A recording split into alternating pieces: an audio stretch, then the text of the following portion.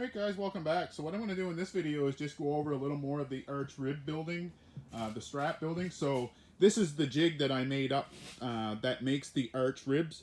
And all it is just a few layers of 1x4, the same as the ribs are made out of. So I basically made the shape that I wanted out of the 1x4. I added a few more layers than I normally do. And then all I did was screw this piece of plywood to the outside edge and another one here, but what goes on is the 5 pieces get clamped right here and you know, down through the shape of this jig, and then all I did was put screws from both sides into the ribs, and then when you know, they're all screwed together, you pop it out, it holds this arch shape, and then 2 of them together makes a pretty darn nice building. So what I'm going to do for the rest of the video is just patch you guys in. I did tape some stuff as the progress of mine happened, and just patched it together as much as I could for you guys to have a look. So we'll get into that right now.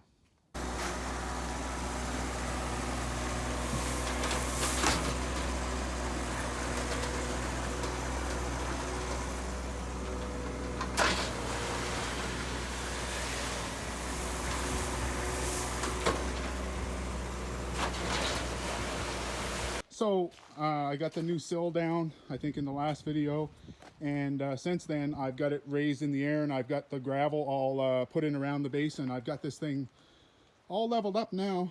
Some plastic on the outside, obviously, and all I did was just go with a little bit wider strap on the outside and let it overhang the front, and then I've just put my plastic in and let it kind of hang inside, and then I use this other strap on the inside to seal it up. And then what I'm going to do is I'm going to put a few pieces of trim around the door, and eventually I might get a garage door for it, but I think I'm going to try to leave the plastic. I might just paint it white just to cut down on the amount of light that can enter this thing, and you know, and then it'll still give nice light inside, but it won't cook you when you're in there. So let's go inside now. As you can see, got a big loaded chipboard here ready to go down. Got the floor all pretty leveled up here now. Just kind of going over it and raking it up. And what I'm going to do is I've got a roll of real heavy 6mm plastic. I'm going to lay this down on the floor, and then I'm going to put 2 layers of chipboard screwed together. Alright guys, so this is what it looks like now. I got a little bit of trim around it, and I had some old paint laying around. I'm not sure if it's going to stay on this plastic or not, but I just sprayed it on. It seems to be sticking so far. I did this in the back side. Took about a gallon of paint to do that in the back side. So now let's go in and have a look. I've got the chipboards all down on the floor too. So we work the way it is. There's a mess in here right now. We got to get it cleaned up. But this has turned out to be a really nice space, guys. Really liking having the plywood down to the chipboard down. It's made a nice surface to walk on. It should be pretty easy to sweep up, and from past experience, this chipboard, as long as it doesn't get soaking wet, it usually lasts a long time. So this floor should last for as long as I need to use it.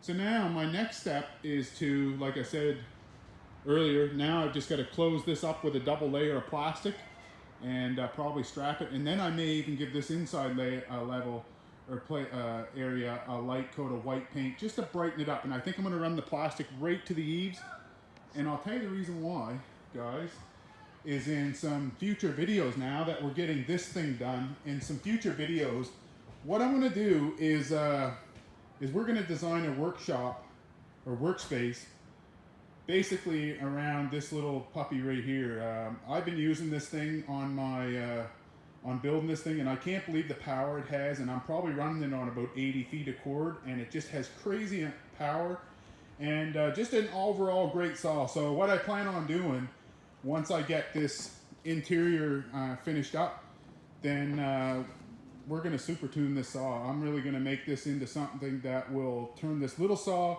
into something that even big saws are not capable of doing. Alright guys, that was really all I taped on that, finishing it up.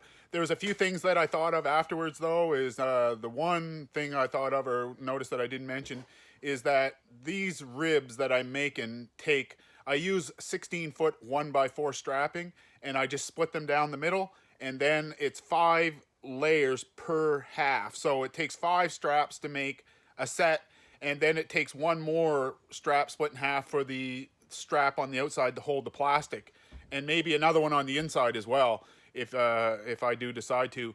So, and then I was spacing them ribs every 4 feet is what I went. So it's real cheap to when you start calculating how much material. One of the big costs is going to be, what are we going to cover this thing with? You guys are probably wondering what I covered mine with, because it's different colored, and you know, some of it was I had some stuff that was green on one side and white on the other, and it's a really heavy duty woven plastic that's UV protected.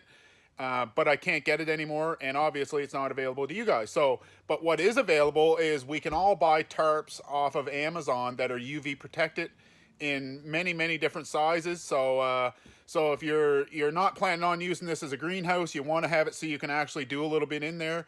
Well, then by covering the building with white plastic, that'll make it so it'll stay pretty cool in there, and still give you a free light basically on if it's light outside. There was another thing that I wanted to mention too, but I just trying to wing this. Anyway, guys, the building turned out pretty good. I wish I had have used the Amazon tarp on the end of my building rather than painting it, but just kind of just winging it. But it wouldn't take very long for me to change it out, so I'm not too worried about it. So anyway, hopefully you guys had fun watching. Hopefully you'll keep tuning in. There's more videos to come. The next few videos, what I'm going to do is I think I'm going to probably work on that table saw, get that made up, because that's kind of my main tool that I need to be able to tinker with making these other little machines at home. Once I get that table saw geared up, then things will start happening. So you guys keep tuning in. Hopefully you had fun watching this video, and we'll see you next time.